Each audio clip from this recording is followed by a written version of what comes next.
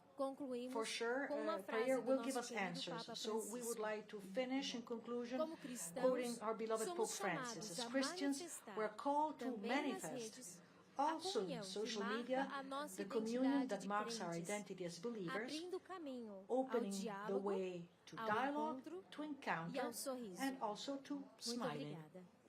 Thank you so much.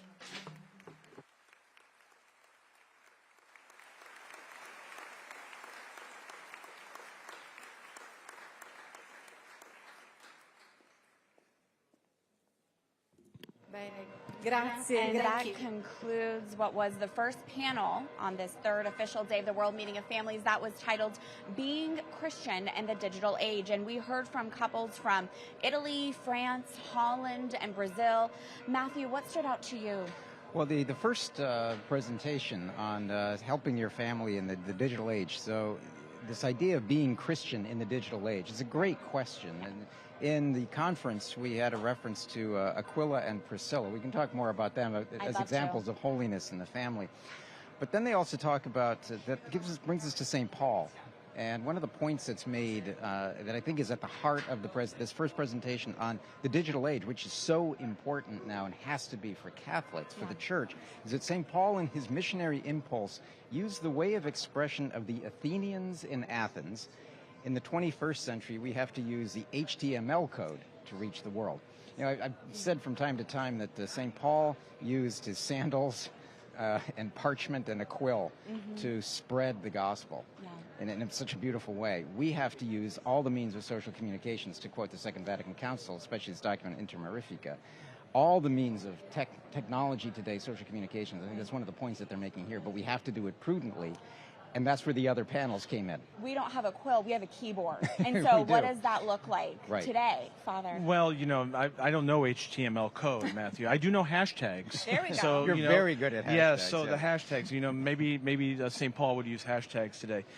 This is a challenging panel because this is a challenging question, how families live in the digital age. One of the talks of this panel, the third one from this couple in Brazil, had to deal with children in the digital age. And of course, we talked a little bit about this yesterday with some of the dangers of the internet for children. But they identified three sort of areas: identity, dialogue, and witness with the digital age and the children.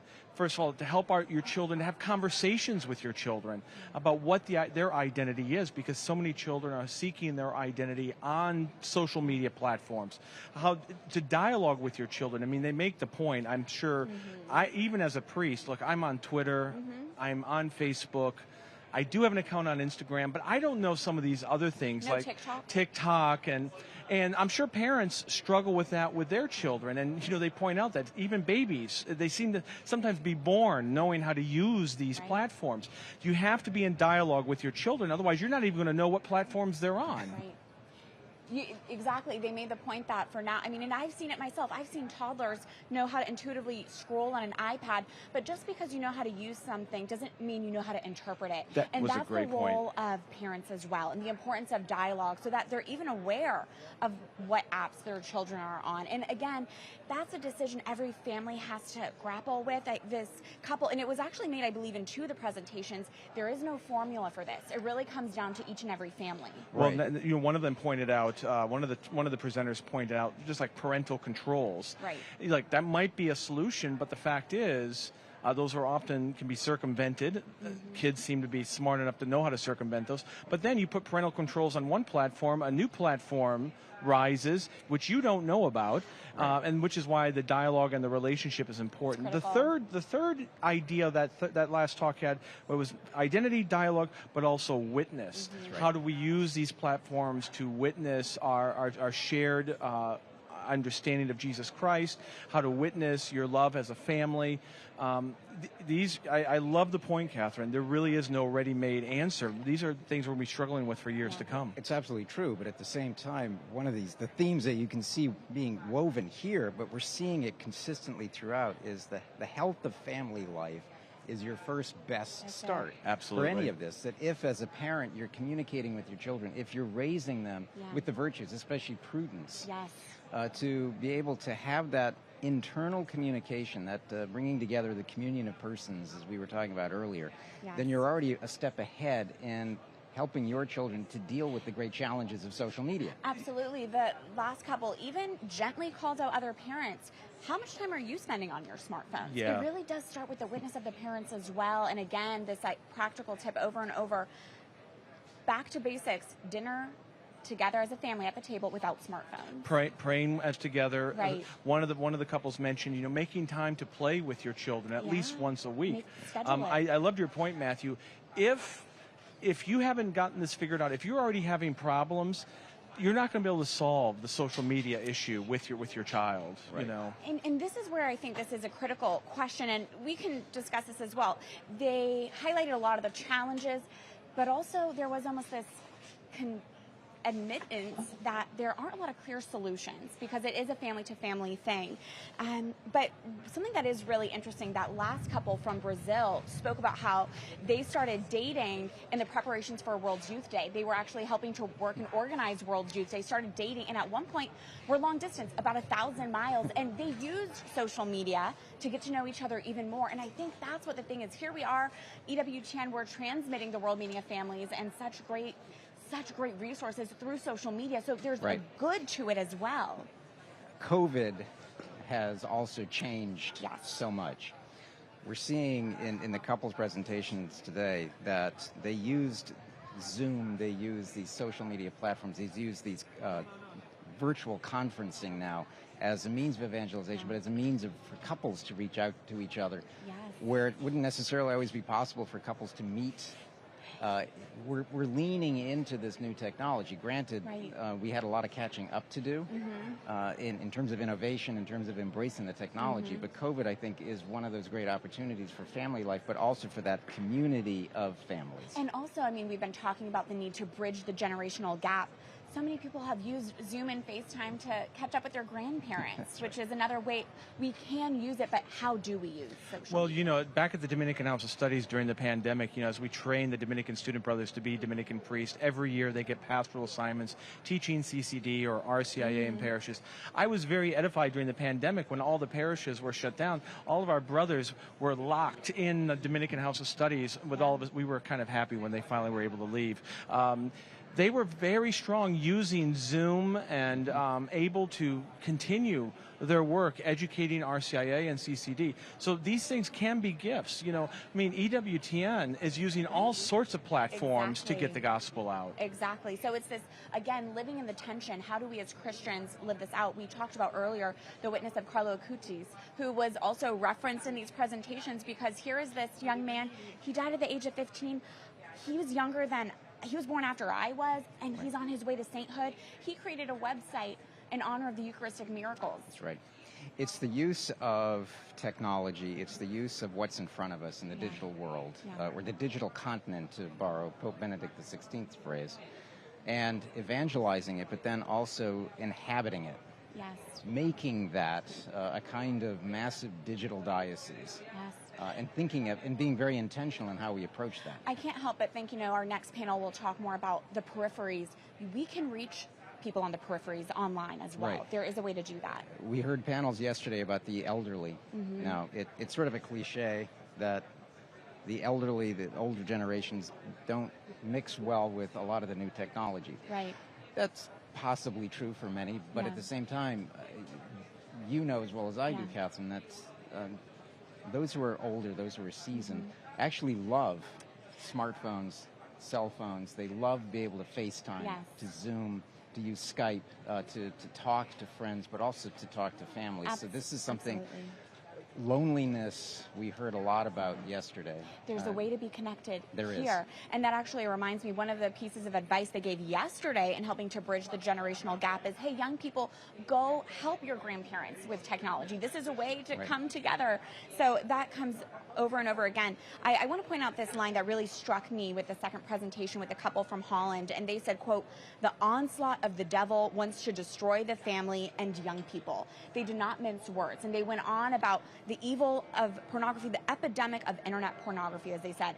We can't speak about the internet and all technological advances without mentioning this plague of pornography that we are seeing. It's a real problem. And, you know, as a priest and a confessor, I would say this particular sin, if anywhere in the world that I have sat in a confessional box for an hour, I can tell you more than one person. I mean, this is confessed in every single session where I have been in the confessional box, wherever I'm in the confessional box.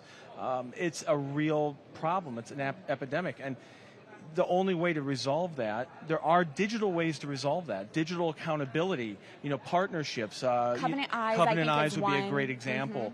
Triple X Church is another example, which is an interesting title, but in which you have a partner and you download a program onto your own computer, and if you go to those sites, it lets Hold each other accountable. It helps you keep each other accountable. Right. Because that's why this particular sin, internet pornography, flourishes, because it's so prevalent, it's generally free, and it's generally perceived to be anonymous. Though in recent history, in recent months, we know no internet activity is ever truly anonymous. Well, and we look at those statistics again at the ages in which children are exposed to pornography are getting lower and lower. Why? Because children at younger and younger ages are now given cell phones, are given access to the internet, sometimes with the very best of intentions by parents and unfortunately also schools. Sometimes maliciously, I think. One of the best pieces of advice I've ever heard from a family that I in turn give to parents is that children should only be allowed to use until they get to a certain age, maybe when they're in high school, and sometimes that presents other problems, but that the computer should always be in a public area of the house. They should always use the computer in a public area of the house. But that also goes back to the question of parenting. Yeah. And the role of parents. How active are you in the lives of your children? Right. Not just in getting them to school and soccer practice and other things, but in the actual day-to-day. How often are you talking to them? How comfortable are your children with you and coming to you when they've seen something that they don't understand? Yeah. Exactly. No, absolutely. And that brings up, again, a common theme we've been hearing, this frantic pace of life. That can't prevent us from having that dialogue with one another, that face-to-face time, that absolutely quality time. It's also been mentioned that it's necessary to rediscover the gospel, and they reiterated, there's no program to do this, but it's important to reiterate the gospel. One couple from France, they really focused on the use of technology for evangelization. And they said there's really a responsibility we have as Christians. We can't compromise on production value. We really need to be the best.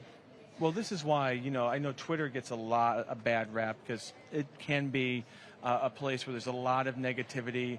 And some of these social media platforms reward it can be psychologically rewarding to get a lot of likes, a lot of retweets for saying bombastic things and sometimes harsh things and making harsh critiques. I will admit I've sometimes been guilty of that in my use of social media, and I hope that God's helped me grow beyond that. But if the good people were to leave social media, if the Christians or the Catholics were to leave social media, it would be all the worse for the world and for those platforms, precisely because social media platforms are where people are gathering. It's a digital public square, and we don't leave the public square. We have to be the salt of the earth, even online, and that's why our presence on these social platforms is so important. The world is... it can be a very ugly place. The living, or the real world. Right. The virtual world can be even uglier. Yes. Historically, as a church, as Catholics, as Christians, we are called to evangelize in an ugly world. Yeah. That isn't any different in the virtual world. No. We have to be prepared for the fact that it is extremely ugly and actually getting worse, I think, in so many of the corners. And it's no longer just in the corners. The angry mobs, Twitter mobs are canceling people. We are seeing hatred, and it's anonymous, it's virtual, but it's also very real. This cyberbullying, there was mention about how technology does lead to an increase when it comes to depression and when it comes to suicide as well, which is in itself an epidemic we're seeing with young people especially. And it adds to the polarization, it adds to the tribalism, it adds to all of the social ills. All the more reason for us then to redouble what we're doing, but also to get smarter. The line that you referenced, digital forces us to adapt to the codes of the world to reach today's family. That doesn't mean surrendering to it, but it says if we want to convey the message of the gospel on the web, we have to be attentive to form as well as substance. Young people are used to a high level of quality in the videos proposed by YouTubers. That means, we have to excel in what we do. We're never going to be able to match the financial resources, the literal billions that can be spent. Be poured into it. And we see that right now, especially in a month like June, where we are bombarded with YouTube messaging. advertisements. It's everywhere. Right. Well, not necessarily everywhere. It's Oh. not, for example, in Islamic countries, So that's a good distinction. which tells us something. Right, right. But we can match them with substance, but we also need to be professional. We need to do the highest quality that we can. Especially if God, to be saints, you have to be excellent, right? You have to strive to be the greatest you can be, so we cannot compromise in that quality. And I would say form not just in presentation, so high quality presentations, but also in the form of the delivery and the tone, right? It can happen on social media so often that those who are right use the truth to beat other people up, right? Yes. It's what I would call, and a priest early on in my formation would call a mean orthodoxy. You know, it's very good phrase. Yeah, where you're orthodox and you got the truth, but you use it as a sort of weapon. You know, St. Thomas Aquinas is a good model for this, because St. Thomas, who I think we all would agree was a genius, charismatic, never used the truth. And once he had to beat his opponents up, once he had them and shown how they were wrong and incorrect, he always helped them to understand why. He always, and this is a good rule of thumb, I think, in any engagement with another side on any issue, he always helped them to make their arguments better. And then he would show them why they were wrong. So easy. It's so easy on social media for us to build straw men and knock them down with fear. So that's why I think the form is not just about the professionalization, it's also about charity and the charitable tone. Well, the other thing with Thomas is it was never ad hominem. Never ad hominem. Now everything is ad hominem. Everything becomes personal. If I can't refute your arguments and your ideas, I'm going to cancel you. And there's something, just the way Twitter, for example, if you're limited to a certain amount of characters, what is it, 280 Something now? like that, yeah. You're not going to be able to fully convey the depth and the context and the nuance that's necessary. And there's something that, in its nature, it's difficult to evangelize, but there are ways to do it. And I think it's, how do we, I think, individually, one-on-one, prepare ourselves to be messengers online?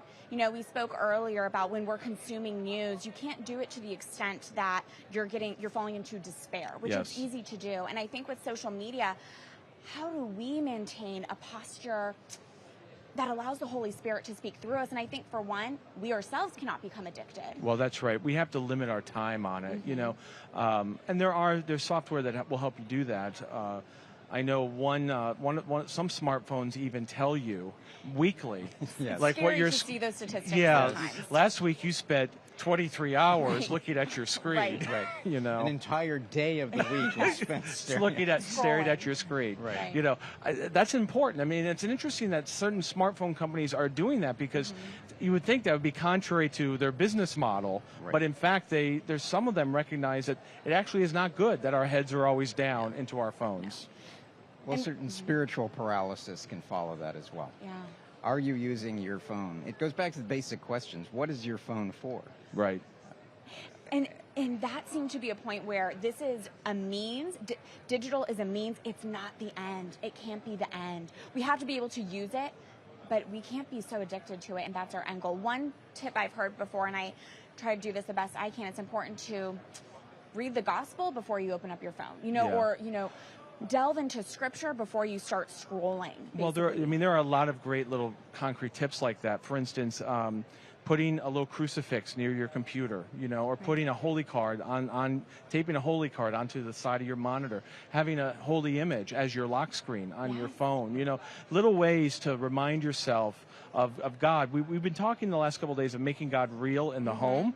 So we have to find practical ways of making God real with our digital devices too. Yeah. Part of that is confronting sort of the reality that we don't put enough thought into what we're actually tweeting. We're not screening what we're watching. Absolutely. Again, we're talking about being Christian in the digital age. We're preparing for the next panel, but before that, let's take a quick break.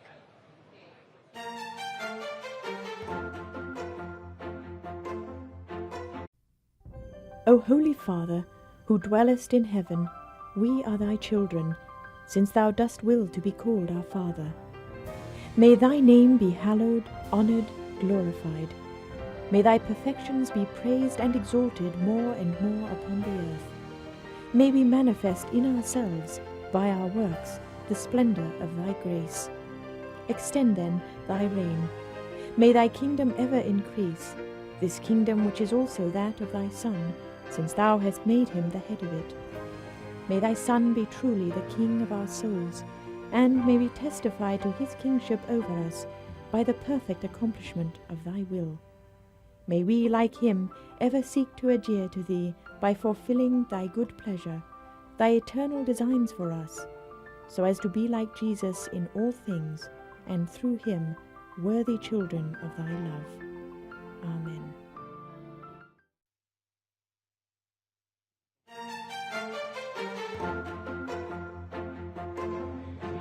Welcome back to EWTN's ongoing coverage of the 10th World's Meeting of Families, coming to you from St. Peter's Square. I'm Catherine Hadro, joined by Dr. Matthew Bunson and Father Thomas Petrie. It is the third official day of the World Meeting of Families. So far, we've heard two different talks. One was a keynote on identity and mission of the Christian family. The most recent panel was on being Christian in the digital age. And we're preparing for the next panel, Vocation and Mission in the Existential Peripheries. But how did the keynote that started the day, how did that really set the tone for today? Well, I think there's been sort of an overriding theme in a lot of these. Well, there's been a lot of themes, overriding themes, but one of the overriding themes I've sort of noticed that has been unannounced, really, and implicit, is as we've watched and listened to these couples, the truth of the matter is where you are now in your spiritual life, or where someone is, whether they're in crisis, whether it's a marriage in crisis, is not where you're going to end up. I loved the story this morning that Veronica spoke about her father. She said, you know, she grew up in the mountains of France, and her mother was very involved. Very devoted. Very devoted, very involved in the church. Her father, what did she say, Catherine? The church is for women and some men who want to become priests. Right, so he would go to Mass, but he'd sit in the back of the church. Last one in, first one out. You can picture him with his arms. Yeah. Oh, look, folded. I have celebrated Masses at parishes with those guys in the back, you know. Right. And, you know, sometimes they sneak out for a cigarette break, you know, halfway through. But what happened, this is another thing we've noticed, is that they started living, even though she was living a life with the parish, they started living the married singles. Married singles, you know, which the Sandra and Stephen, yes, the Conway said Conways yesterday. mentioned that as well. You know, they started living as married singles, and they were moving towards separation. But someone suggested they go to a couples retreat, and after that, the father just kind of turned on to the faith, and he became a real organizer in the parish. They spent their dinners not arguing, but talking about liturgy schedules, and they became missionaries together. And it's a beautiful story. That's why I think whenever I encounter people who are having difficulties with their children, difficulties with their spouse, you asked me this the other day, Catherine, I didn't really have a great answer for it, but I mean, the first thing is to give people hope that where you are now is not where you're going to be. Yeah, this is not the final destination. That's right. And I think we're getting all sorts of examples of that. It's really been wonderful. There was a line in the conference, the presentation this morning. It's picking up from John Paul II's 1981 letter to families. And it has to do with the fact that the commission of a family is to move from a communion of persons to prepare everyone in it for the communion of saints.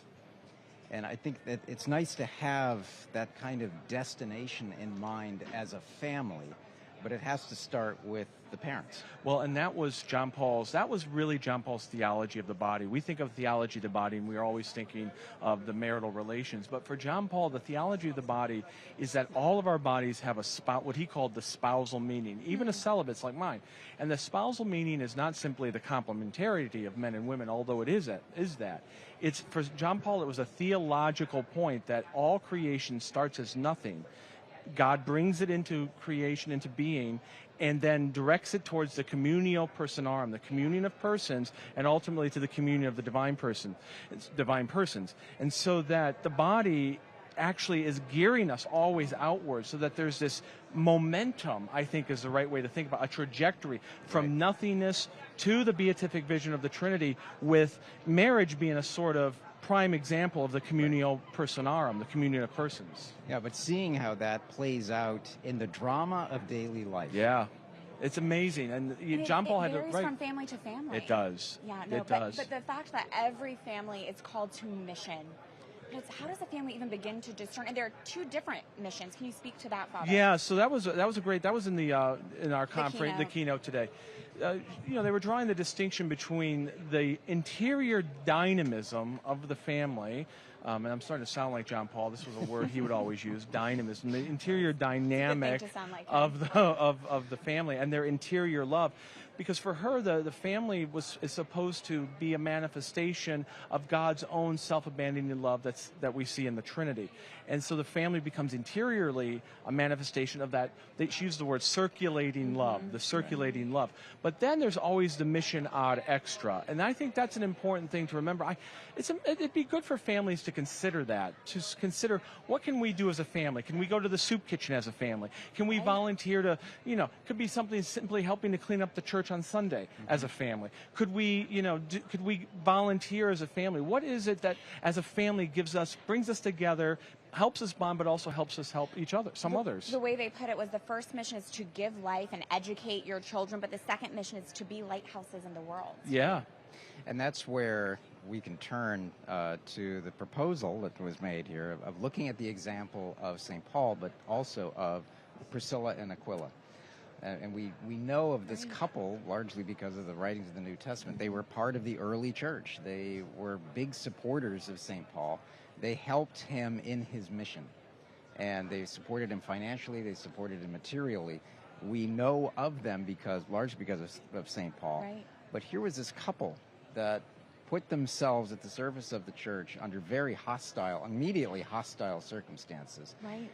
Paul commemorates them. We commemorate them for their gift of service because, to your point, they understood what they were being asked to do, and they embraced that mission. Yes, and in the early church, we're preparing for this next panel, which will begin any moment, any minute, and it's on vocation and mission and the existential peripheries. I just want to share what we're looking forward to at those talks. Vocation and mission and the existential peripheries among the migrants, in addictions, and where there is violence in the family. So this is a very varied panel. It's going to hit on multiple themes. I think we're moving from what was not necessarily a gritty set of topics this morning with the digital age. Right. There were references, important as they were, to drugs and violence and exposure to pornography, to what I think will be, especially in this last one, on violence in the family, of confronting the challenges that are there and how that impacts the vocation of the family and the mission of the family. And then there's going to be the peripheries, which it's almost a cliche too. Right. That Pope Francis talks about the peripheries. But it's misunderstood sometimes that you can also yourself be on the peripheries of the faith. That you can find yourself on the most seeming outer boundary of the church, feeling unwelcome, feeling isolated and alone in a local parish, even within your own family. Yeah, no, absolutely. I mean, I think this next panel this morning is going to be a very difficult one for a lot of people. It'd be interesting to see if there's going to be personal testimonies involved. It's always difficult, I think, especially to hear testimonies about violence in the family. So I think it's going to be a very helpful panel, and it's going to be a very challenging one. And it's important that we bring these problems to the light, because the reality is domestic violence does happen even within Catholic families as well. It's important we bring this to the light. And with that, we take you now to Paul VI Hall with the next panel, Vocation and Mission and the Existential Peripheries. Welcome to the second panel of the morning on vocation and mission of families in existential peripheries. We have three topics that we are going to discuss today together with the speakers. First, amongst the migrants, we are trying to understand how the family, as a pastoral caregiver, can welcome other family, and especially migrants. The second, in drug addiction.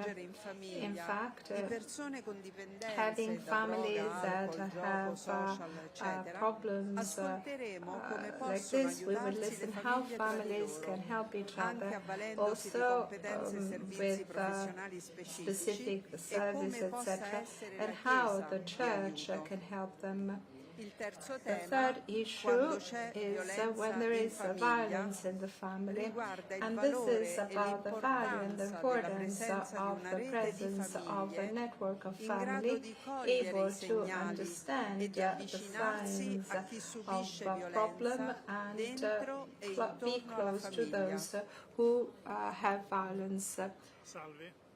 Hello, we are going to now introduce our speaker that we thank for being here with us and for the testimony that they are going to give to us. So we will give only some biography of each of them, and of course we invite you to read their bios in the website Rome Family 2022. For each testimony, for each witness will have 15 minutes, and in order to be in line with the time and not to go beyond the time allotted to you, we will tell you when you still have 2 minutes. So we are going to introduce Isabelle Van Coulenbroek and Françoise Delos. They are coming from Belgium. They live in Liège with their 2 kids. Isabelle is the assistant of the Bishop of Liège and is in charge for elderly and sick people.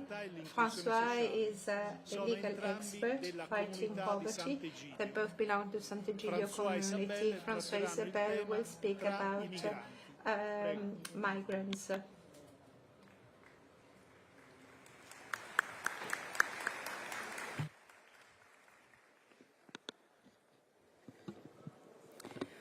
Bonjour à toutes et à tous. Good morning, everyone. Participating in this theological and pastoral congress is an honor, and it's very important for us as a couple, but it's also a responsibility to contribute within the church to a reflection about vocation and mission in existential peripheries. So we'd like to thank the dicastery for organizing this event and for having invited us. In this panel, we were asked to look at the question of migrants that live in the existential peripheries of our world. These are peripheries that are geographical, and we have also human peripheries, geographical peripheries, because the victim of war, in exile, or the refugees come from far away. If it's true that great attention has been given to Ukrainian refugees and Syrian refugees, today who is thinking about women and men that are going away from Sudan, Sahel, because of the violence, terrorism, poverty, and draft, or Ligonians who live in refugee camps in Bangladesh. They very often live in human peripheries without any humanity. They live in a continuous flight from the country, and they, of course, risk of being exploited at different levels and in different ways. All the refugees that died in the Mediterranean Sea are launching an appeal to our conscience, and we cannot really be indifferent. Migration is a sign of time that has to be understood.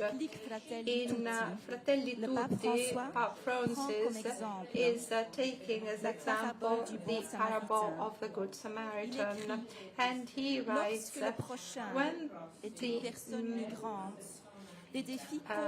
neighbor is a migrant, we have particular problems, and we can use 4 verbs: welcoming, protect, promote, and on avait fait le titre de la have with journée us. mondiale And des this migrants were et de the réfugiés 2018. used for the world youth world. So he described that welcoming means, first of all, offer to migrants and refugees greater possibility to have a legal status. The second verb, protect, means different actions. Means defending the rights and dignity of migrants and refugees. Promote essentially means to work so that all migrants and refugees are able to realize themselves as persons. And the last verb, to integrate, refers to the opportunities for general intercultural enrichment due to the presence of migrants and refugees. In the same message, the Pope said, every immigrant who knocks at our door is an opportunity for an encounter with Jesus Christ, who identifies himself with a stranger of every age, whether welcomed or rejected. Looking at this situation, we also had the possibility to participate in the Humanitarian Corridors project that was launched by the community of Sant'Egidio, together with many other institutional partners, both governments and international organizations, Catholic organizations, other Christian denominations, and other religions. At the origin of this project is the refusal to continue to accept that thousands of people lose their lives in the Mediterranean Sea, like Abdurrahman, Hug, and the Odan from Sudan, that find their death in the Mediterranean Sea this year. During these journeys of hope, when many of them would have the right to obtain refugee status at the end of their asylum procedure. However, under European law, member states may issue humanitarian visas, which allow the holders to enter the territory of the state in question, and only that state. Once an agreement has been reached with the government, and it is currently the case with Italy, France and Belgium, the refugees are flown to the host country under safe and legal conditions. This is a project that is above all an initiative of civil society, of the Catholic movement, which involves seeking funds, especially for travel. Our family participated in the reception of refugees in Belgium. An agreement has been reached with the Belgian government, which has issued 150 humanitarian visas for vulnerable Syrian refugees, especially family. Once in Belgium, the refugees can apply for asylum, which will be processed quickly by the competent government services, less than 6 months usually. The specificity of the project is that local reception groups have been set up to welcome and allow the integration of refugees. In Liège, Belgium, we coordinated the reception of a Syrian Kurdish family of 5 people from the north of their country. The parents, Leila and Nihad, with 3 children aged 6, 12 and 14 years. Rahaf, Abdu and Farah. They could settle in a house provided by Sant'Egidio. And during the first year in Belgium, we accompanied them with other volunteers, each one according to his or her skills. The accompanying consists, among other things, of guiding and accompanying them for administrative procedure, asylum application, registration in the civil registry of the city, insurance, healthcare, school registration and guidance for children, possibility of learning French, Francois' mother and a friend took care of this to ensure that the family's means of subsistence are guaranteed while waiting for government grants. And we launched an appeal and mobilized many people for donation. We offer extracurricular activities like a School of Peace led by Youth for Peace, a group of students between 16 and 22 years old, and then accompany the mother, Laila, for medical examination necessary to treat serious epileptic disorders. Gradually, we had personal bonds that were created, moments of fraternity, sorrows and difficulties are shared. For our couple and our children, it was the opportunity to discover a new culture, but also to get closer to the horror of war, which is the mother of all poverties. With this accompaniment, our family grew. It became twice as big. The horizon were broadened.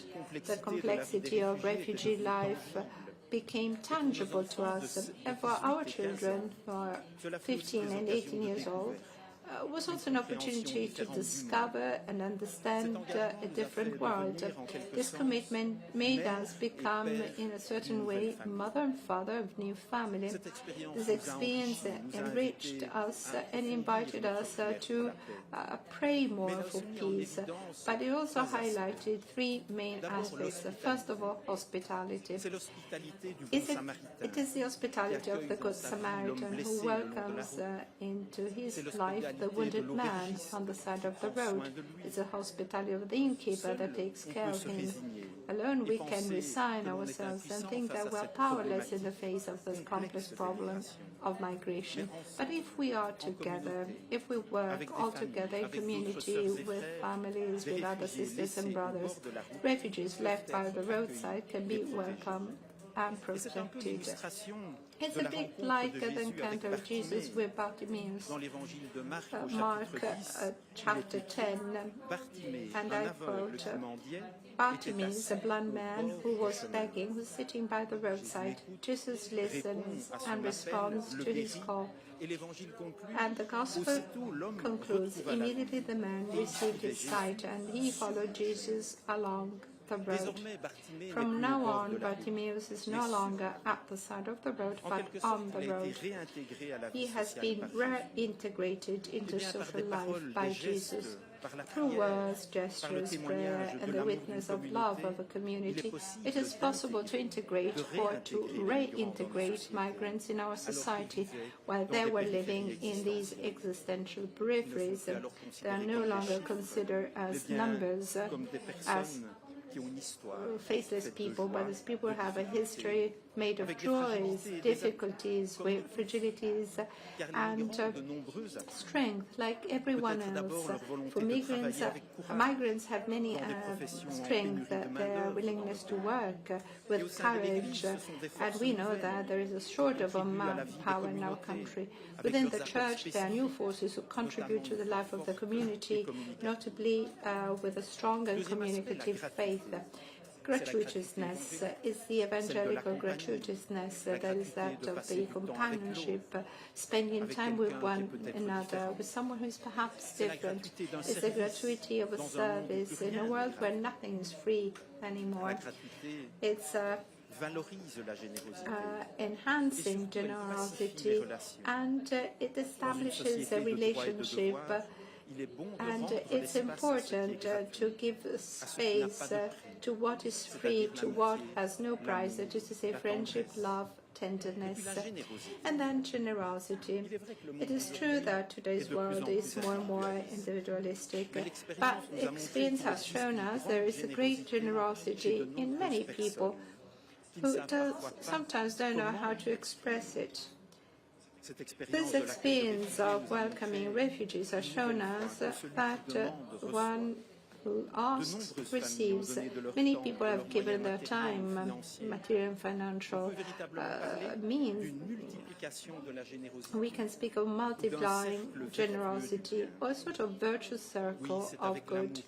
It is with a shared love, with these weak forces, that the torn fabric of fraternity between mankind can be rebuilt.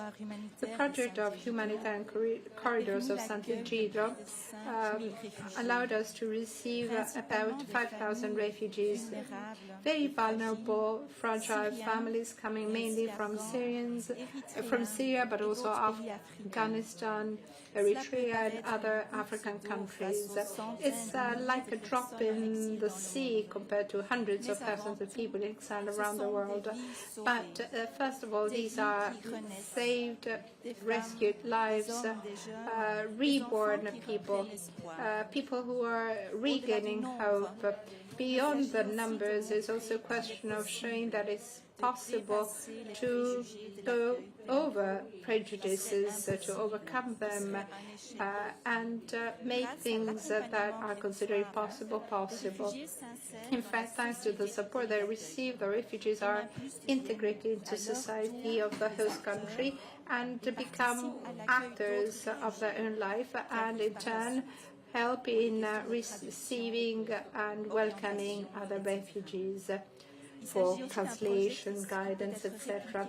It's a project that can be replicated, a pastoral experience that can be reproduced by families who can join in parishes, youth movement, Catholic movements, together with other Christian confessions and other religions. The coronavirus pandemic and the war in Ukraine show that today in the world we share a common destiny.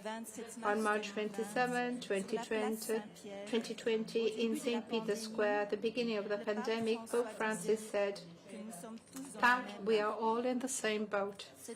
This common destiny in a common home can be considered an opportunity as far as migration is concerned. In fact, it's the opportunity to help in building a renewed, rejuvenated society with new strength, new ideas. St. John Chrysostom said, "Many people today suspect those in need, questioning them about their origin, their lifestyle, their profession, their state of health. There are runaway slaves, foreigners, men who have left their homeland to come to your city. And you get angry about this? You should rather rejoice, because they ask for your help and consider this city as our mother." End of quotation. Yes, today's cities can be mothers who welcome, protect, and give hope. This can be possible if they are inhabited by communities, by families who have a hope in a better world, and who, nurtured by prayer and listening to the Word of God, are happy Christians who are witness of the joy of the gospel through hospitality and generosity for all. Thank you.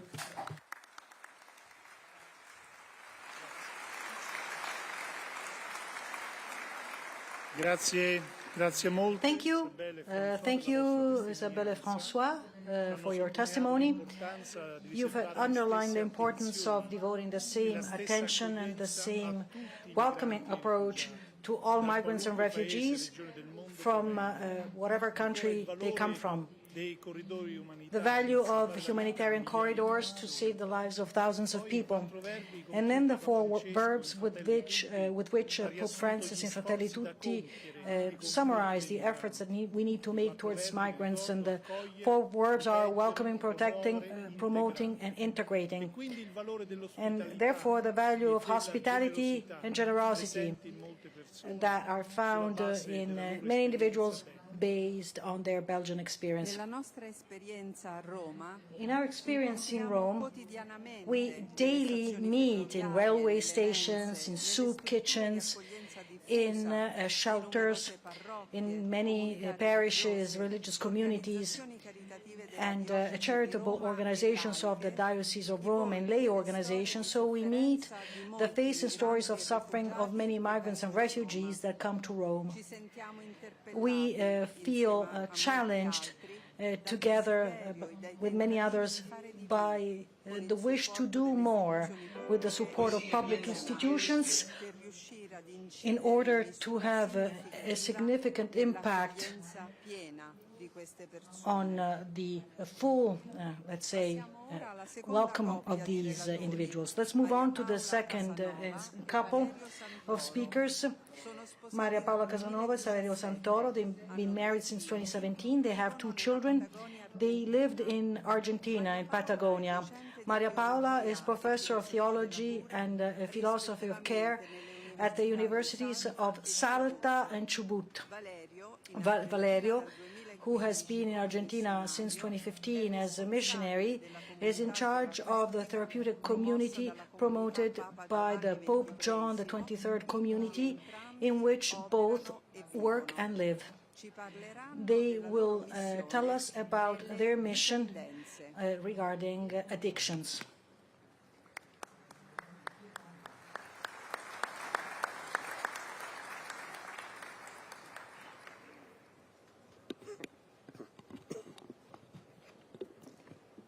Bueno, muchas gracias por la invitación. Thank you for your kind invitation.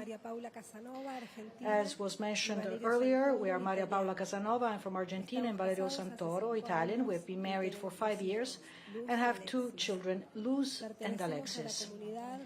We belong to the John XXIII community. We live in Argentina, in rehab, therapeutic community, where for 3 years we have been sharing our lives with men and women with addiction problems. We would like to tell you about our experience and the fruits of our experience, starting from the encounter of Jesus with the Samaritan woman at Jacob's well. We met thanks to the Pope John XXIII community in the context of this rehab facility. Valerio had traveled to Argentina as a missionary of the community, and I actually was coming from another city, and I went to Puerto Madryn to carry out a specific kind of work. In Genesis we read that it is not good for man, male and female, to be alone. And this refers to that primeval loneliness which, like a deep thirst in our souls, can be quenched only with a helper that is a partner, as Genesis states. This loneliness, this deep thirst for true relationships is usually found in so many people who try to quench this thirst by drinking deceitful water, which not only does not quench thirst, but makes it deeper, generating more loneliness and lovelessness. With the sacrament of marriage, the Lord gave us this water, which not only quenches our thirst, but which became in us, not by our strength, but by His mercy, has become, I was saying, in us, a spring of water gushing up to eternal life. And it is from this water, which flows from the sacrament of marriage, the basis of our family, the foundation, that we want to then give this eternal water to the thirsty that Jesus makes us find along our way, not only for them but also for us, since as Pope Francis says in Amos Laetitia, and I quote, "The family must instead go forth from their homes in a spirit of solidarity with others. Married couples should have a clear awareness of their social obligations. With this, their affection does not diminish, but is flooded with new light." End of quote. Our rehab community is not a large facility, but most of all, it is there to welcome in our family those who need help. The method we follow for addiction rehab is to share life directly with these individuals. Our approach is actually to share. We do not provide a service. We do not work to cure these people, but because we love them. And since we love them, then we can cure them and heal them. In our community, the family, work, daily life, it's all experienced there. The family with its good times and perhaps bad times, but that we all live through and overcome together. The treatment we provide is very simple. It's the treatment of truth, of responsibility, of commitment to oneself and to other people, of sacrifice, of fraternity, of a sense of belonging, of joy. The treatment of the encounter with the Absolute, which is not imposed, but that people can breathe. The direct sharing of experiences then frees the addict from the self-absorption that has led him or her to what keeps them prisoner, because they realize that they too have something to give and can help other people. They too help us. We too are called to change and grow. Jesus gives us the example of the Samaritan woman at Jacob's well who waits for him to give her something to drink. La samaritana se entusiasma nell'escuchar de Jesús que él tiene para darnos un agua que sacia para siempre la is sed. excited to hear from Jesus that he has water that quenches our thirst forever, and listens attentively when Jesus shows her that he knows her past and her present. Jesus knows our misguided searches for meaning and makes himself present to offer us his mercy and a full life. When the disciples found Jesus talking to the Samaritan woman, they asked each other why he would do that. Well, if we are with Jesus, sitting at the well where our young people go to drink the water that does not quench their thirst in order to offer them a different kind of water, many will ask themselves and ask us the same question: why do you do it? Not getting involved with the existing peripheries is often a defense mechanism. Sometimes families refuse to accept reality, either out of shame or to avoid being judged, to avoid feeling frustrated as parents, or because the reality of addiction exceeds their strengths or personal or family abilities to cope with them. For this reason, it is necessary that our pastors and the pastoral care workers know how to guide and support families that experience this problem, because when a member of the family is addicted, the whole family suffers the consequences, and in many cases this burden is just too heavy to be carried only within the intimacy of the family. The role of families in the issue of addictions is fundamental both for recovery and, unfortunately, if we think about the origin of the issue. Family ties are so important that when the family has not been able to be what it is called to be, even if it is often without its members being responsible for this, and this is why it is useless to feel guilty. But when the young person is not able to face what is happening to him or her, then they turn to those substances that allow them initially to free themselves from this burden. Many times, families are the ones that cause the initial problem, either by their absence or by their negligence, or even due to human impossibility, because they are not capable of living parenthood to the fullest, or because the economic circumstances forces them to work all day long, leaving the children in the care of whoever can watch over them or babysit them, or for so many other situations that exceed the will of those who are the protagonists in this story, sometimes also because of an excess of presence, when the parents actually hinder the growth of their children, their personal development, with a love that holds back, that is stifling.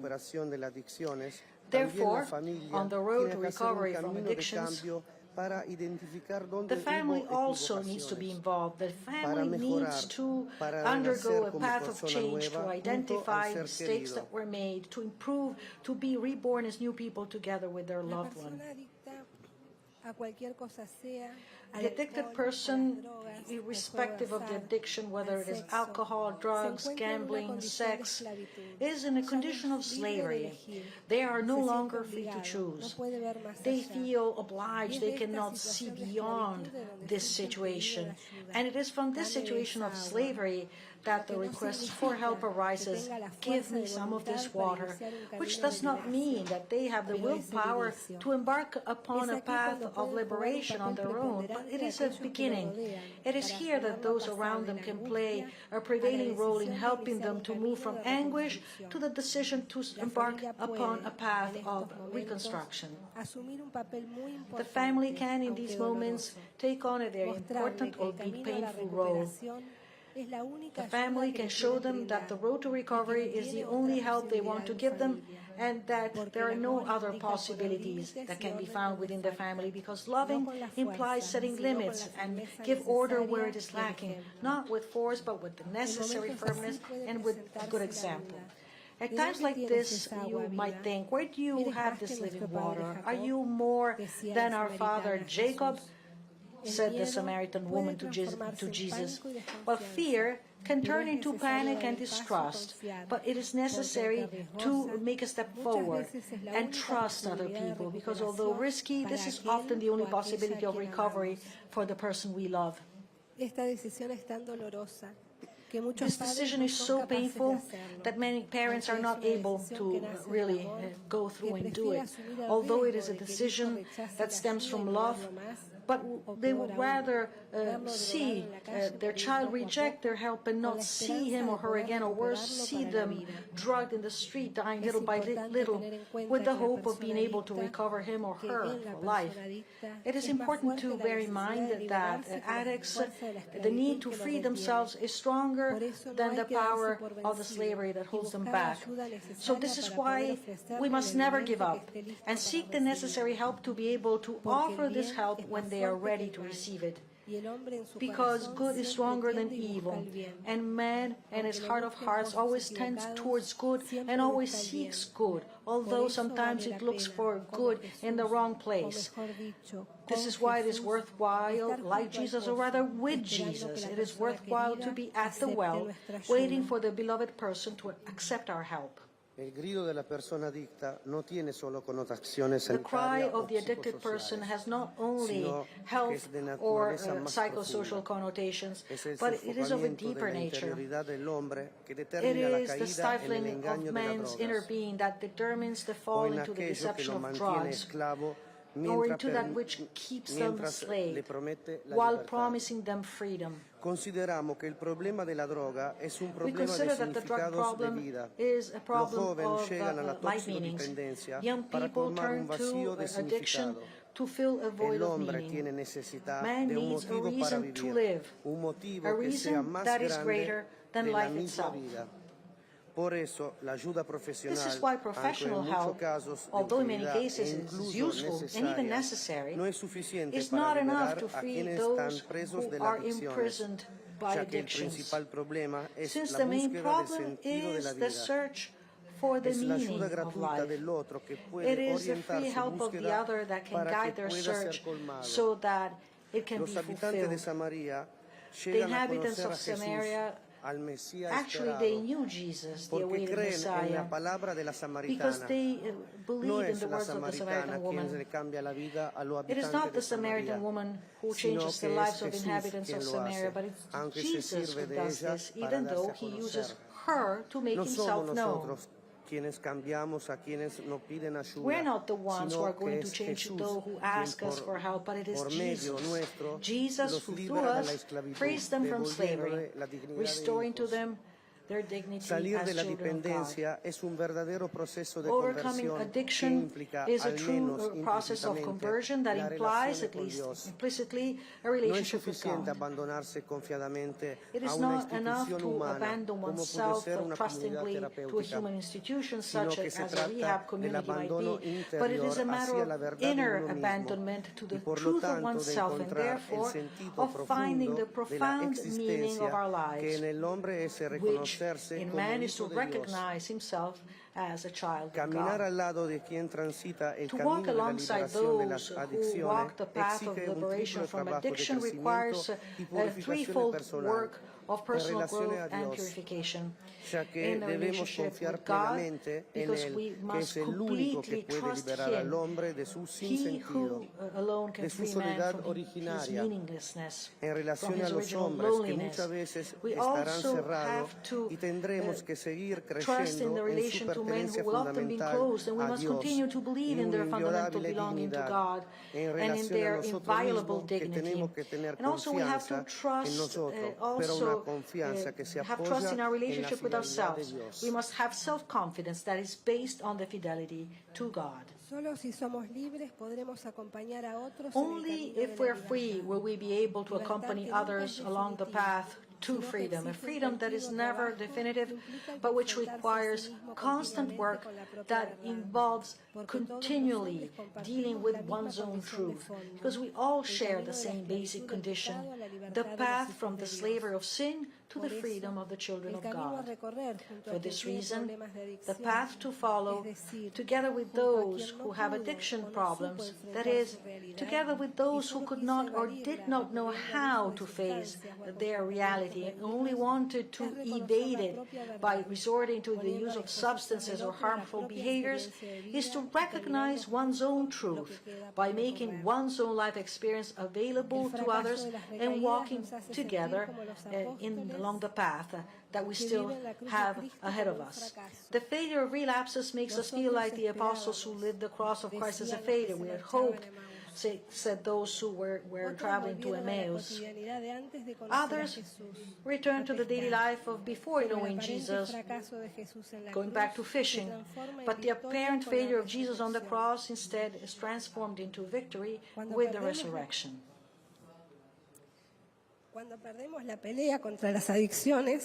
When we lose the fight against addiction and death snatches away the lives of those we love and those we accompanied in the attempt to save them, the temptation of being discouraged is really great. Only trust in the one who knows how to make all things new, and the hope that with that definitive embrace, the chains that we are unable to break will be broken forever. Instead, gives us the strength to remain committed to the fight against the scourge of addictions, sharing that living water that allows us to live true life. I thirst, says Jesus on the cross. Mother Teresa understood that it is in the poor that Jesus wants to be quenched. We too want to quench the thirst of Jesus in our brothers and sisters who thirst for life with that same water that flows from the sacrament of marriage for eternal life. But we do not want to stop there. We want everyone who drinks of this water to be able to experience Jesus in such a way that they too can say, like the Samaritans, it is no longer because of what you said that we believe, for we have heard for ourselves. And we know that you're truly the Savior of the world. Thank you.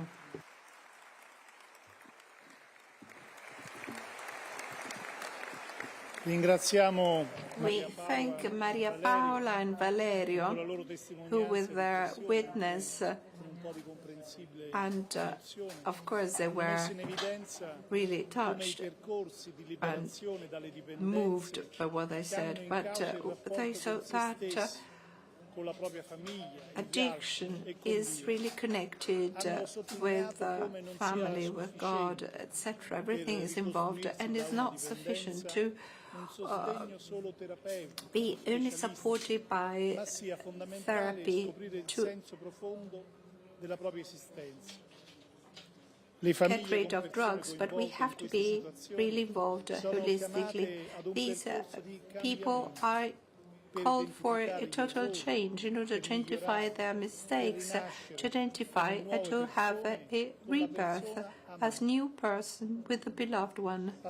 And now we have the last speaker of the panel, titled When There is Violence in the Family. The speakers are Christoria Welland and Michael Akong that come from the United States. Christoria is a clinical psychologist, a Catholic specialized in the treatment and prevention of domestic violence. Her husband, Michael, that have been married for 30 years, was a biochemical researcher, and lately he's in charge of the technical IT and logistic organization of the courses that they held together. They are also the organizer of Pax in Familia, which is an international organization for peace and abuse prevention in families.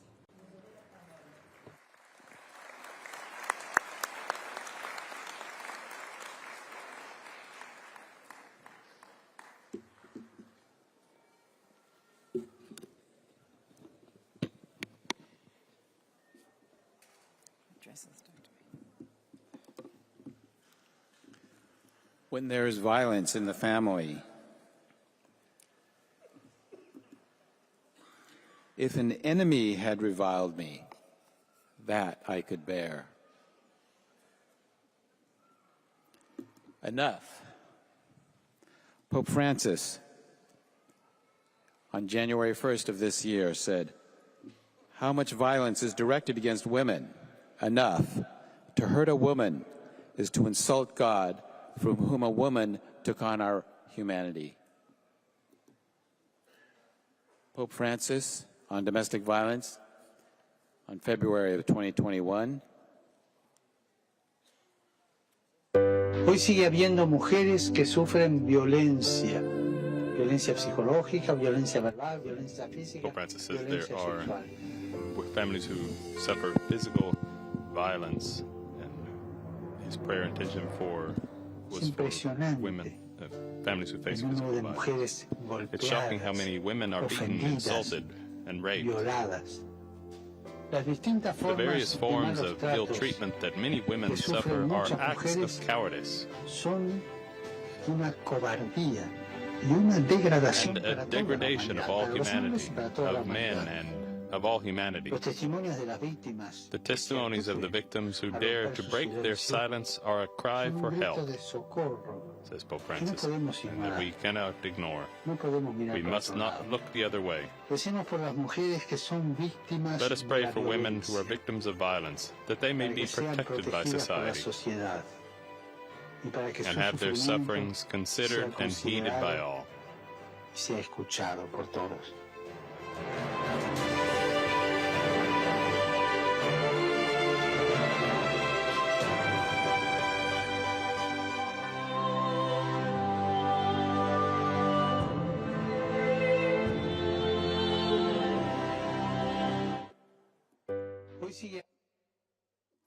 Let us call upon the Holy Spirit.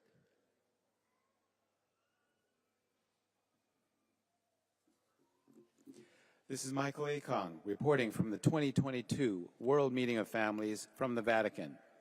Today, we report on the alarming increases of violence in the family, especially in the current pandemic now going on 3 years. We have a special guest with expertise in family violence, Dr. Christoria Welland-Akong. She has a doctorate in psychology with 25 years in the field of domestic violence, in addition to 50 years as a catechist. Dr. Welland, can you tell us how serious domestic violence is and if it also affects Catholic families? Hi, Michael. I'm so grateful to have you as my interviewer today. And we're so grateful to be here, to be able to talk about this topic and share with all of you. Domestic violence is a pandemic. Violence against women is a global problem of pandemic proportions, according to the World Health Organization. It affects 1 in 3, or 30% of women in their lifetime.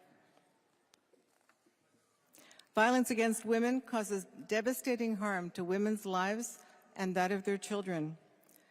Sometimes it leads to death.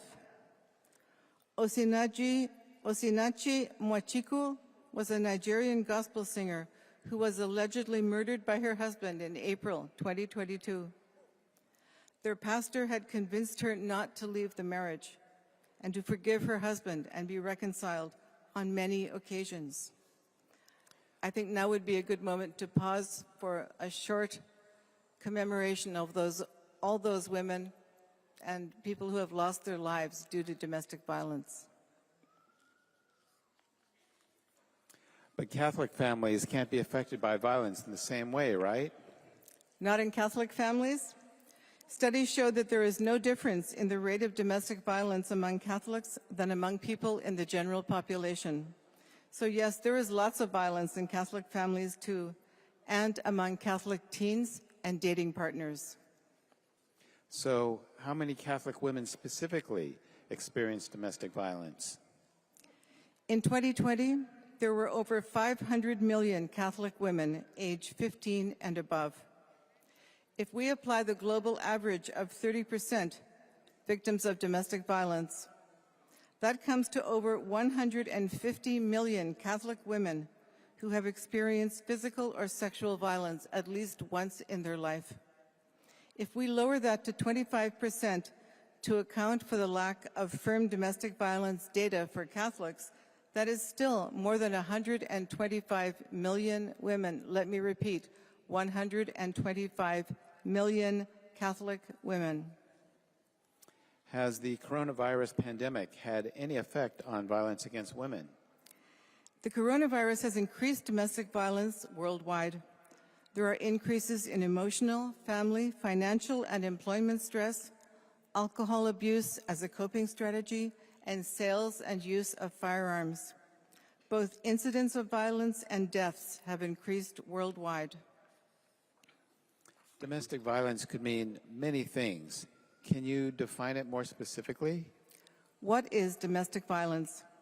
It refers to behavior by an intimate partner or ex-partner, male or female, that causes harm and can include physical aggression, sexual coercion, psychological abuse, economic abuse, and controlling behaviors. All women are at risk. Violence can happen to any woman in any country, regardless of culture, religion, or economic status. In countries where women have less equality, there is a higher prevalence of violence against women. What do Jesus and the Church teach about marriage? In the Catholic Catechism, what is the divine plan for marriage? It is meant to be a communion of life and love. It seems that domestic violence violates God's plan for the family. So as pastoral agents, how do we even begin to approach this vast problem? We'll use the see, judge, and act approach. The first step is to see and learn. What are the facts about domestic violence worldwide, including in Catholic families? Judge. The second step is to ask and discern, or judge. How can we learn more about domestic violence among Catholics and apply Catholic social teaching? Act. The third step, part 1. What can and should we do to respond in the now to the immediate needs of abused women, their children, and the men who abuse? Act. The third step, part 2.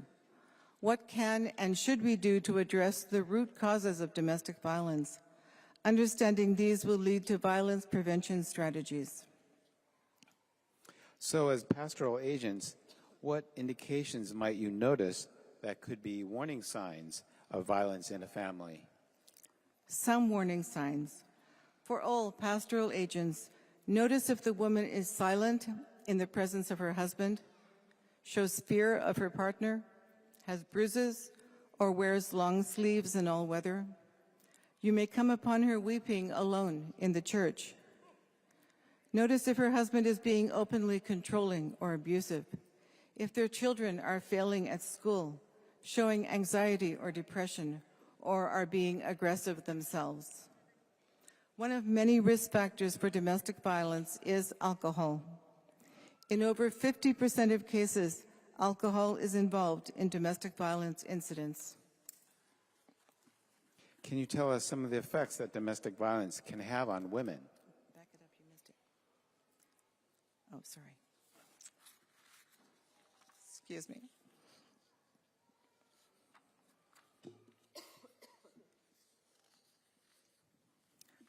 Where is this? Excuse me. Let me have yours.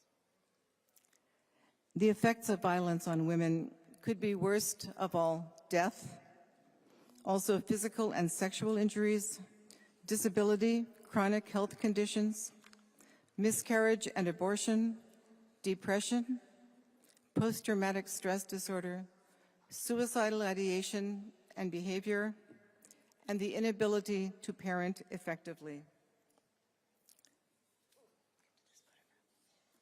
The social effects of domestic violence.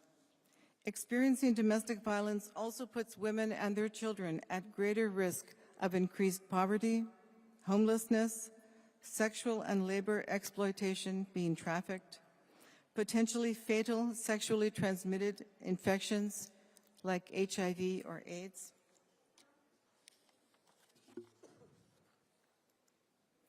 In my thirst They gave me vinegar to drink. Does witnessing violence affect children? The effects of exposure to domestic violence on children are many and devastating. Be careful. Children need love and safety. Children do not need to be exposed to domestic violence. Terror, sadness, and helplessness are just some of the emotions and consequences that children exposed to violence can face. Children see, children do. What parents model to their children has the most influence in a child's life, including when it comes to transmitting violence and abuse down the generations.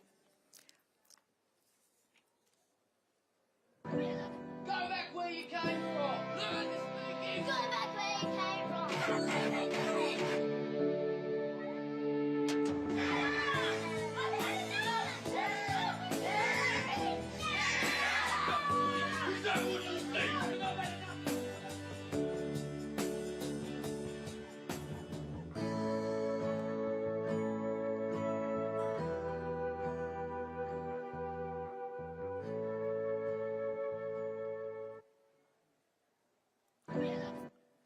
Since violence is a huge problem in our Catholic families, how are the teachings of the Magisterium guiding us towards a pastoral response? St. John Paul II's teaching on love and equality. In his document, Familiaris Consortio, he teaches love is the fundamental and innate vocation of every human being. In Mulieris Dignitatem, he teaches that men and women are equal before God. Pope Francis has stated that Christ's teaching on women changed history. Christ's doctrine on women changed history because up to that moment, the woman was second class.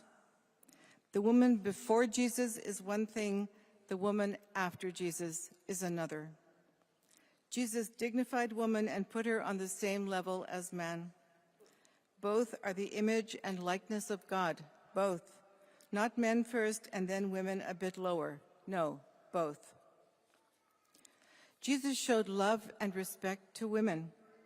We all know the parable of the Good Samaritan in Luke's Gospel. We've heard it several times. What if the assaulted person in his parable had been a woman? As Jesus said, go and do likewise. In Amoris Laetitia, Pope Francis speaks clearly on violence against women. Unacceptable customs still need to be eliminated. The verbal, physical, and sexual violence that women endure in some marriages contradicts the very nature of the conjugal union. Jesus said, "You did it to me." As Pope Francis teaches, if we dare to go to the fringes, we will find him there. Jesus is already there, in the hearts of our brothers and sisters, in their wounded flesh, in their troubles, and in their profound desolation.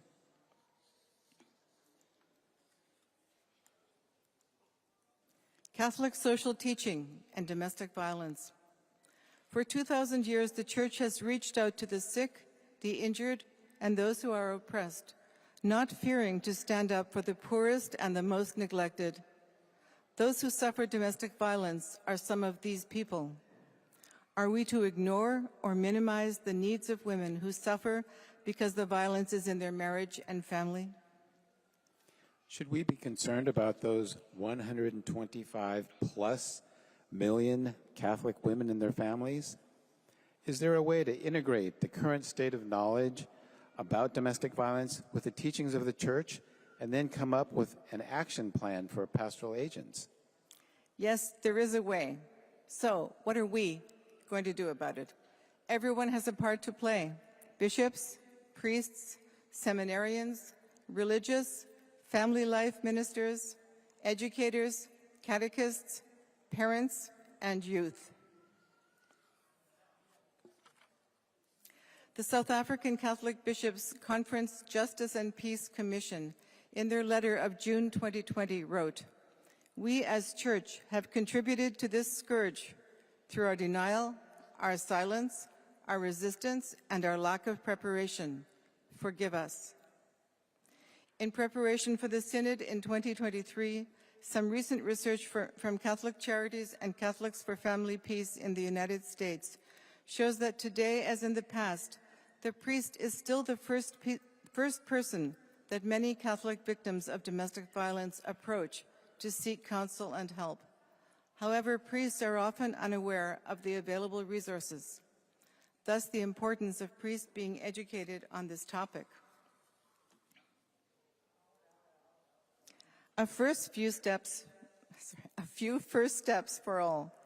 Get educated about domestic violence, including in the magisterium. Listen to those involved and learn. Know your local resources. Respond and accompany with the love of Jesus. Teach and share your knowledge. Help to prevent violence in Catholic homes and schools. From the USCCB's Pastoral Framework 2021, Writing on Responses to Domestic Violence. Educate the faithful on church teaching about the dignity of each person made in the image of God. Encourage those who use violence, as well as families and victims, to seek resources and support. Engage by offering spiritual and material support for victims, trainings and lists of resources. Having a plan to intervene in the moment is really important, but is there a way to prevent violence in the first place? Preventing violence against women and promoting equality are top priorities of the World Health Organization. What are some prevention strategies? We can use research-based practices to teach violence prevention strategies, and we can also incorporate the riches of our faith and spirituality into these teachings. We can also help prevent dating violence and child abuse. We can help prevent all interpersonal violence. Is it better to organize a pastoral response in a grassroots or a top-down manner? Grassroots co-workers in family peace. We recognize two such couples in our midst, Therese and Jean-Emmanuel Ngamo from Cameroon, Alfredo and Marina Davila from Ecuador, and other colleagues who are here from many other countries. Top-down is also important. We recognize the vital importance of large-scale, long-term interventions. The government plays a vital role, as can the Church, at the level of the Vatican, Episcopal conferences, and dioceses. If you could speak to the Holy Father about this problem, what more would you ask him to do?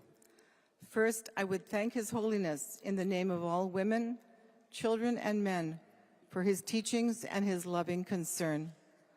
I would ask him to establish an international commission and center at the Vatican to conduct deeper studies and to educate clergy, religious, and the laity on compassionate and effective pastoral responses to domestic violence, to establish violence prevention strategies in all Catholic evangelization and catechesis at every stage of life, to extend this to every diocese and parish in the world. We ask this through the intercession of the Holy Family. Jesus, Mary, and Joseph, hear our prayer. Thank you, Dr. Wellen, for your experience and expertise in this sensitive and important topic, and thanks to all of you for your attention. Dr. Wellen will have some free resources after the session. This is Michael Akong signing off for now and asking the Lord for peace and love in all the families in the world affected by domestic violence. Thank you.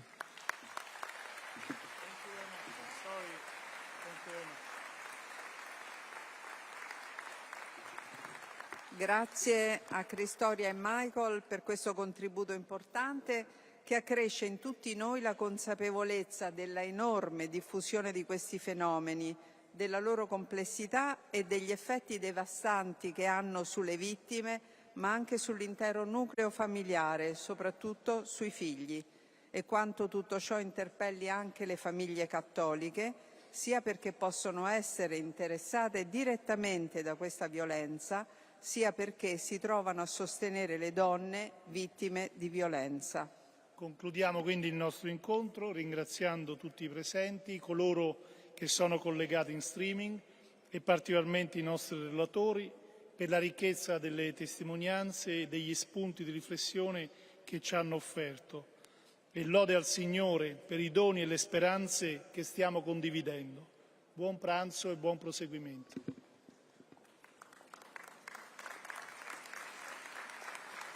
Grazie. Bene, Testing, allora testing. prima di lasciarvi per il pranzo vi do alcune informazioni pratiche. Intanto vi...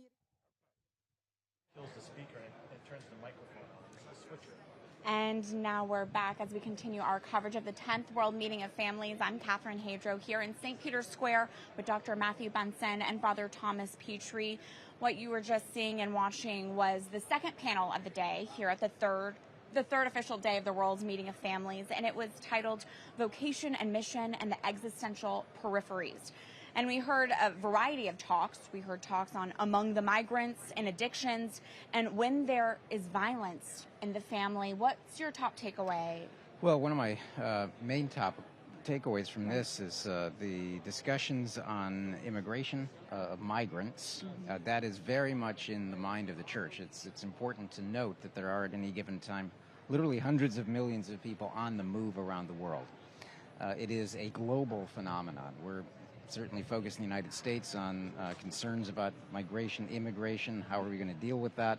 But this is, for the world, a genuine problem, and it's been only exacerbated by the war in Ukraine. Anyone who lives in Poland and Hungary and the surrounding countries now is pointedly aware of the refugee problem that has been created by Russia's invasion of Ukraine. So this is a real pastoral problem. It is a global problem. And one that's been a major theme of Pope Francis's pontificate as well. Yeah, the price that is paid for these sorts of enforced refugees, migrants on families, the obliteration in many ways of family life. All we need to see are some of the poignant, visceral pictures coming out of Ukraine of the impact this has had on family life. Not just even those necessarily in the war zone, but living in Ukraine and now near Ukraine. Which made it especially powerful that there were families from Kiev, Ukraine at the Festival of Families. Pope Francis has made a point of that. That's right. Irina and Sophia and her daughter Sophia really giving that testimony of what it means to face this sort of a crisis. But then the other aspect to any discussion about migration is what is the church's response? That idea of hospitality. It isn't a false hospitality. It's a genuine Christian hospitality of welcome and of care. And motivating that, the speakers this morning, we're still in the morning here. The speakers spoke of an evangelical gratuitousness. And it's a gratuitousness that is expressed in gesture, more often in gesture than in speech, usually because there's a language barrier. And that sort of struck home with me because, in the United States, when we encounter migrants and those from different countries, and there's often a language barrier, it can be exhausting or it can be challenging to figure how can I help, how can I encounter this person.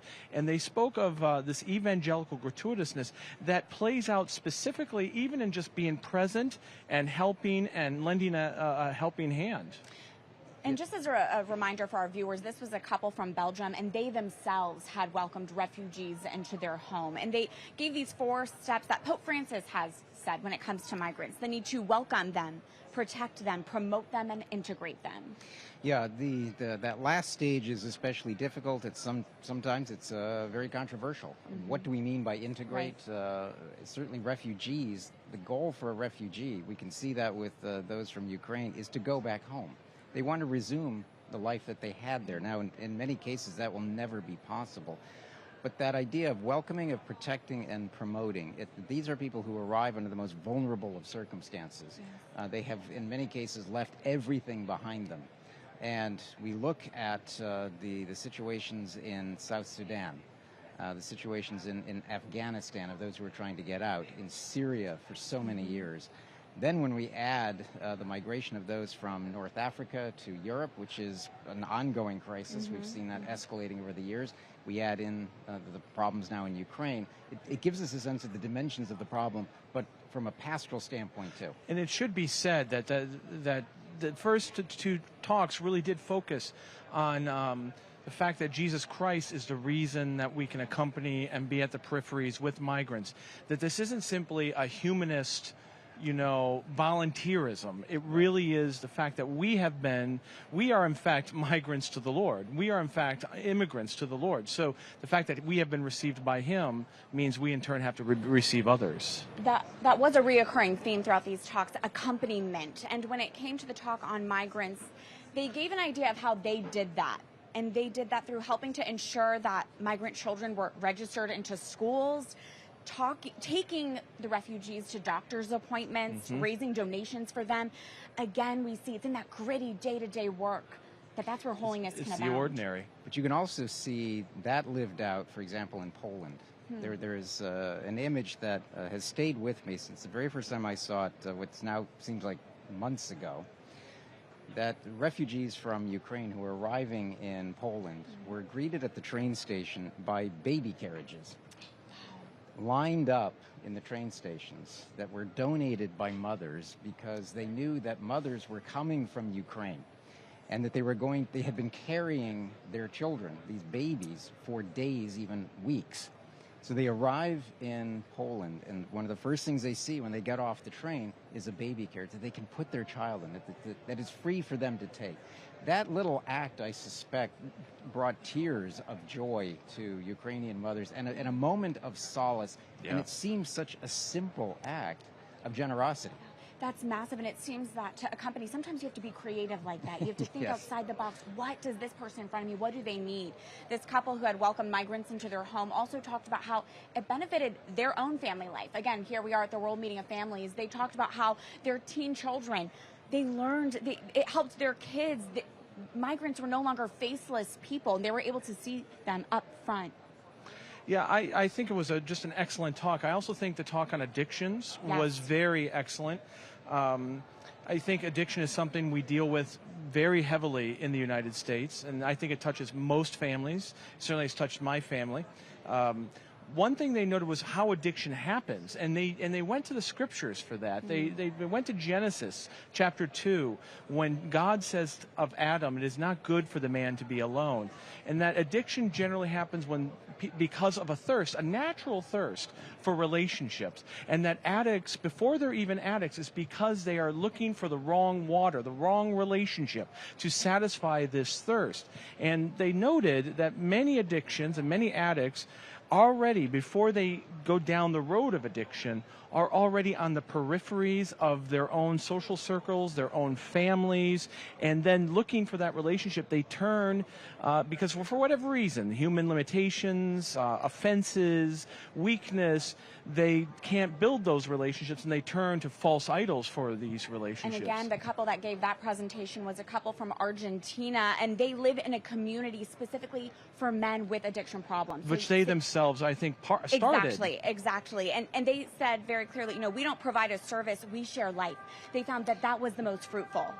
There's a line that I want to quote from this presentation about their therapy. Yes. They said, well, this is Rome, so you hear a lot of sirens in Rome. You're right here with us in Rome. What they say is that it is a therapy of truth, of responsibility, of commitment to oneself and to others, of sacrifice, of fraternity, of a sense of belonging, of joy, the therapy of encounter with the absolute, which is not imposed, but breathed. That's a quote. In a way, it's helping someone who's addicted to recapture their own dignity, their own self-worth, to have that encounter with Christ. And through the relationship with a family. Yes. Right? One of the things they noted was that often, and they noted this not, I want to be very clear, not in a judgmental way, not in a condemnatory way, but that we're here at the World Meeting of Families, we're talking about addiction, that when addictions rise in a family, they affect the family, but often, most often, the family also is partly responsible for the rise of an addiction in a member. There is something that was lacking. And once again, not in any condemnatory way, not in a shaming way, but there was some lacking of humanity or human effort, which is why they noted a lot of families are often in denial about the addiction of a member of their family. I'll share this with you. I've shared this with you publicly that 5 years ago, my nephew died from a drug addiction, an overdose. And he was 5 years younger than me. So he really grew up like a little brother to me. And after all of that happened, and he had been in and out of treatment programs, so he really was trying to be on that, but had a serious lapse. We, as a family, we did talk about that there were failures in the family to help Jason to finally overcome this. And, that's always a devastating moment for a family, but we have to acknowledge that as a family. We've talked about the function of this panel. One of the panels is the peripheries. Right. What are the peripheries? Pope Francis talks about them. There's an image I think that a lot of people have, and it's understandable, and it's partly accurate, that the peripheries are the distant places where people are that we're not familiar with. In our heads, we often think of somewhere across the other side of the world. The peripheries, as in a way you've just described, can be in our own homes, in our own families. You can have an elderly person who is on the peripheries, who is well beyond anyone's attention, forgotten and lonely. You can have those who are on the peripheries who are suffering from addiction that no one knows about because no one even asks or cares. Those are those who are on the peripheries for Pope Francis. It's this isolation and a time when our world is the most connected than it's ever been, which is this contradiction. I love what we were talking about earlier, what you said about how the talk really reflected the dignity of the person who has addictions.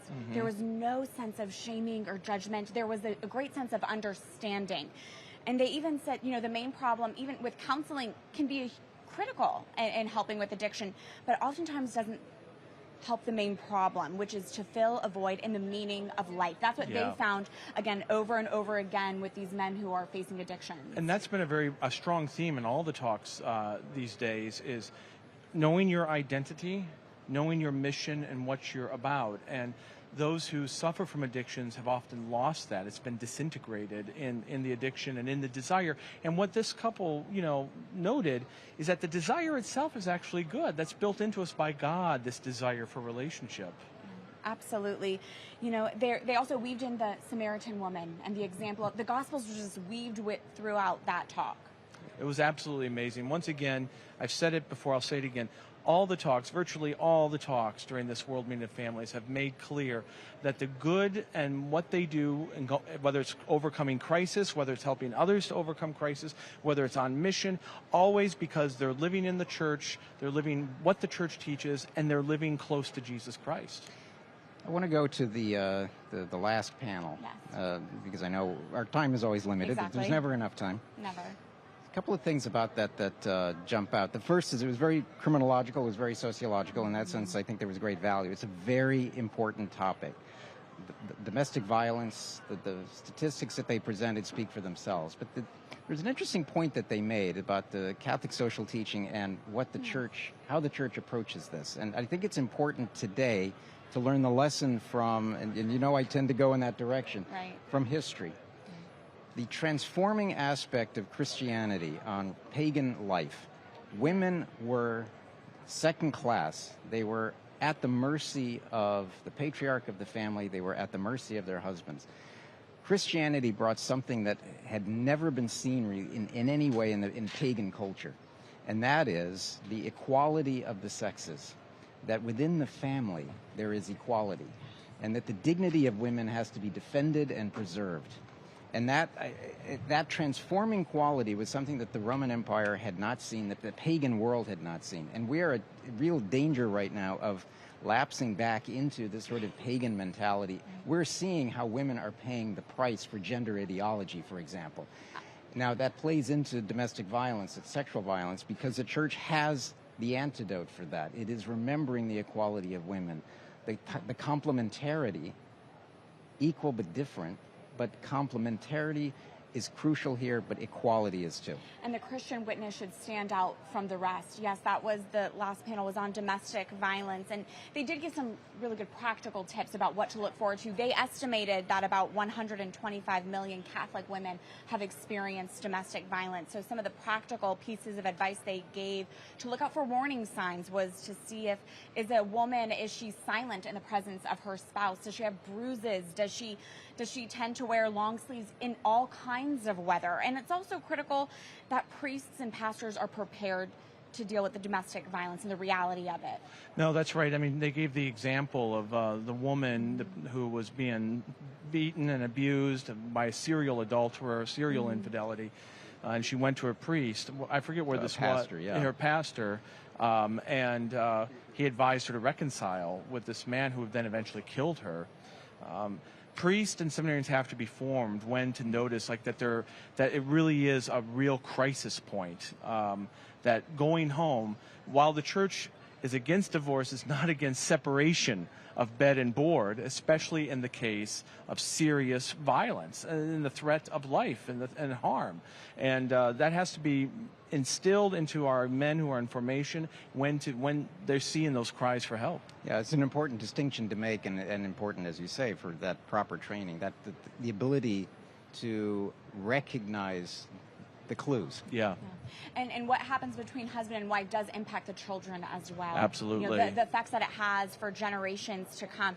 Now, it was, again, this theme of accompaniment and this theme of the peripheries with that last panel. And with that concludes the morning sessions. We'll be back a little bit later with the afternoon sessions as EWTN continues our complete coverage of the 10th World Meeting of Families right here in St. Peter's Square. If you've missed any portion of the program, be sure to go to EWTN's YouTube page, and we'll see you back right here a little bit later as we continue our coverage with the afternoon. O blessed Joseph, faithful guardian of my Redeemer, Jesus Christ, protector of thy chaste spouse, the Virgin Mother of God, I choose thee this day to be my special patron and advocate, and I firmly resolve to honor thee all the days of my life. Therefore I humbly beseech thee to receive me as thy client, to instruct me in every doubt, to comfort me in every affliction, to obtain for me and for all the knowledge and love of the heart of Jesus, and finally to defend and protect me at the hour of my death. Amen.